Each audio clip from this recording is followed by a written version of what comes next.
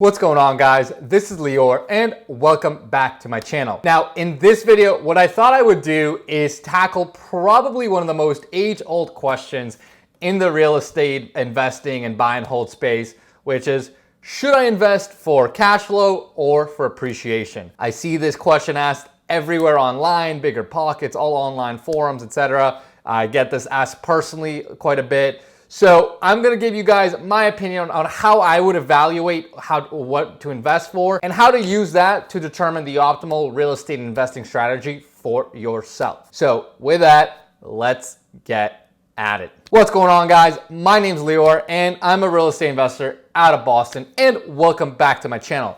Now, before I tackle this classic question, super quickly, guys, if this is your first time on my channel, first of all, welcome. Second of all, make sure you smash that subscribe button for me. I put out tons of new videos every single week talking about everything under the real estate investing and buy and hold space, right? I give you guys video project overviews, project walkthroughs of ones I'm doing, and my opinions on everything that has to do with buy and hold investing and multifamily. So if that's the kind of content that interests you, make sure you subscribe to the channel. So let's tackle this age-old question about whether you should invest for cash flow and for appreciation. And I'm gonna kind of tackle it from a couple of angles. And the first angle that I always encourage people to think about it from is, first of all, from your personal financial stance, right? And here's what I mean by that. First of all, I would evaluate what are your current income sources and your current investment holdings and how are they structured, right? So let's take income sources. So first of all, are you someone that is currently a high earning, maybe W-2 employee? Maybe you've got your own business, and are you looking to either supplement that income, right? Maybe in the hopes of just expanding your income? Are you looking for potential, maybe you're a W-2 employee and you're looking to build additional streams to potentially replace your W-2 income stream? You want to figure out where are you currently with your income and what is your future strategy for your income, right?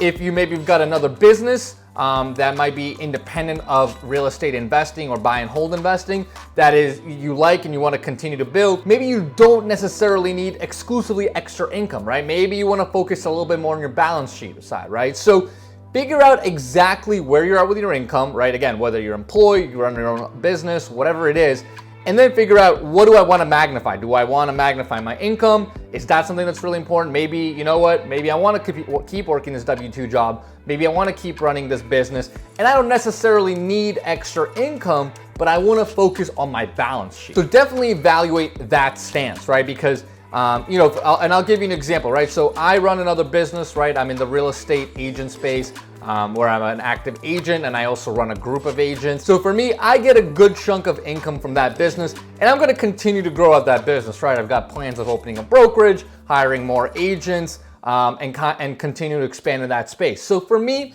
additional cash flow would certainly be nice. I mean, no one can ever say no to extra income, but I don't think it's the priority for me, right? I mean, cash, I certainly want a little bit more income streams coming in from my real estate investing space, but for me, I kind of really want to prioritize the balance sheet aspect, right? I really want to grow that equity side so I can continue to grow my net worth while I'm still continuing to pay my bills through the income created from the brokerage side. Now, the other component too I would think about is from your other holdings, right? So maybe you were invested into stocks, right? A lot of you are probably invested into stocks and crypto and all that. And you want to figure out what kind of strategy are you currently invested in, right? Maybe you're invested in crypto, which is a pure spec play, which is a heavy spec play. And maybe you want something that kind of diversifies against that and hedges against that and does create a little bit more guaranteed income. So going towards the cash flow side would make sense. Or maybe you're invested in maybe riskier stocks, right? Maybe you're invested in growth stocks, tech stocks, whatever it is. And again, you're kind of playing a longer appreciation game. So having a guaranteed income stream would make sense. Now, on the other hand, if your maybe investment portfolio is composed of maybe high-paying dividend stocks, right, that are much less volatile, and maybe you're like invested in the S&P, right? Again, something that's a lot less volatile, something that's a lot less to jump all over the place, right? So if you're invested maybe in that, then maybe prioritizing, again, the balance sheet and the equity side and the appreciation side of real estate investing could be a nice complement to your portfolio, right? It kind of gives you a little bit more upside to grow on, and really build out your balance sheet through your overall investment portfolio. So now that we have that, right, I think that's ultimately the first thing you need to think about. Let's kind of talk a little bit about this spectrum of cash flow versus appreciation, right? And let's start by talking about those complete polar sides, right? Let's say you're completely investing for appreciation and completely investing for cash flow. So let's talk about appreciation first, right? I don't believe, regardless of what your strategy is, right, unless you're, multi-millionaire or billionaire, right, I don't think it really makes sense to invest in real estate 100% for appreciation, right? Because basically, if you're gonna do that, you're gonna go to Class A markets, which is basically, Boston, New York, Miami, Los Angeles, really, really established markets. And you're probably gonna buy Class A product, right? So you're probably gonna go downtown, invest in luxury real estate. That's probably the ultimate appreciation play, I would say. In those kinds of investments, it's almost impossible to really get any cash flow. And more than likely, you're actually gonna be probably losing money every single month, right? Because there's just no way the rents you can get would support the mortgage that you would take, the mortgage that you would have if you were to finance that sort of acquisition, unless you purchased it cash, right?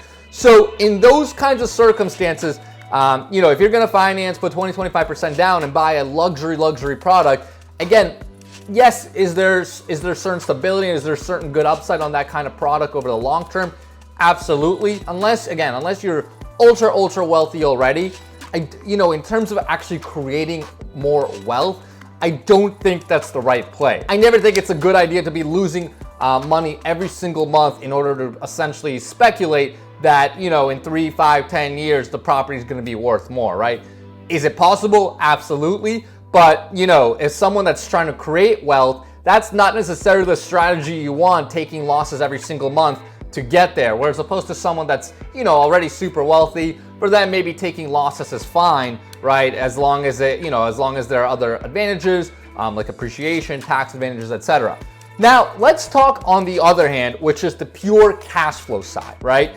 And I will say this, I don't believe that investing purely for cash flow in real estate is the right way to do it. I think that's a mistake. Now, there's obviously a ton of influencers out there, I'm not gonna say specific names, but you guys probably know them, that that essentially only preach, oh, you have to invest in real estate for cash flow, and that's it, right?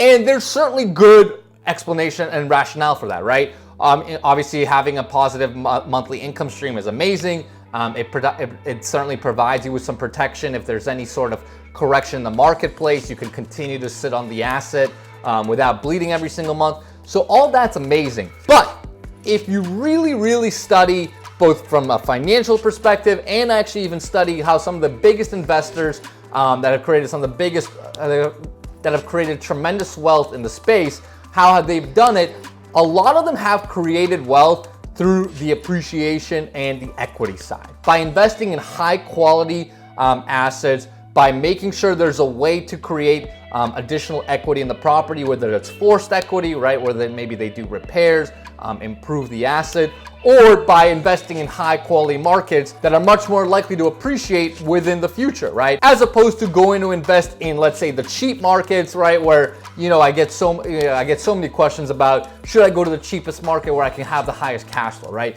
Yes, you could certainly get cash flow there, but you're also missing out on that market growth area of real estate investing, right? And again, ultimately, I do think most of the wealth created in real estate investing is realized when you do a refinance or sale, right? That's ultimately when you really capitalize on all the hard work of the real estate investment. So, I think investing on either extreme is a mistake, and there certainly is going to be a sweet spot along that spectrum, right? Whether, and how far along that spectrum ties into what we talked about before, which is your personal financials, your overall investment portfolio, and how you want to manage that. Now, once you have that kind of mapped out a little bit, then you can really connect this to your actual strategy of where you implement, right?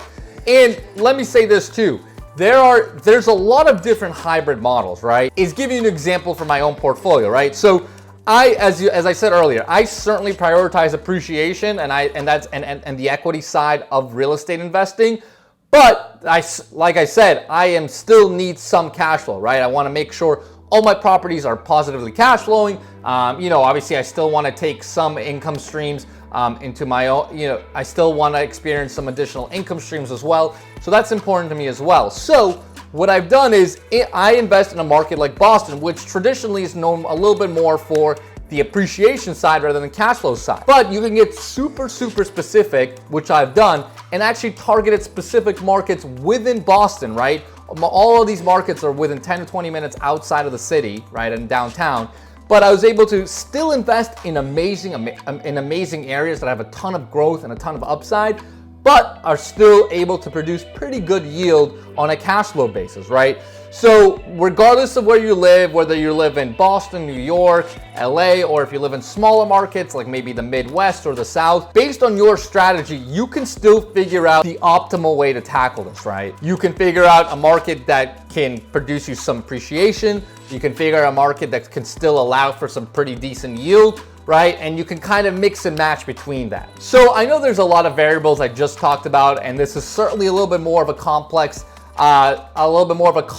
topic than the question may yield, right? So hopefully that makes sense, guys. Hopefully that kind of at least gets your brain thinking about the different aspects and what you need to consider when creating your own real estate investing strategy and philosophy.